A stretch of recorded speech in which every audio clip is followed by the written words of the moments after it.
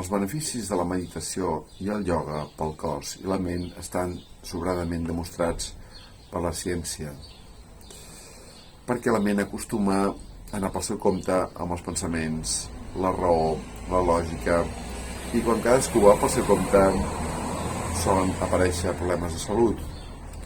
En el ioga hi ha asanes, que són les postures que contribueixen a equilibrar-te, i la pràctica de la respiració ens du a estar millor a nivell físic i mental. Es practica l'equilibri, la respiració, però sobretot el ioga és una pràctica física que té en compte que tenim cap, braços, mans, peus, cames, tòrax, abdomen i òrgans vitals que de no cuidar-los podríem emmalaltir. La pràctica del ioga ens fa conscients que som éssers físics, mentals i espirituals, amb tot allò que comporta ser-ho. Gràcies al ioga em sento millor persona, una persona més íntegra, si cap, per la recerca d'un mateix, que en el fons és la meta de tot ésser humà. Gràcies per arribar fins aquí.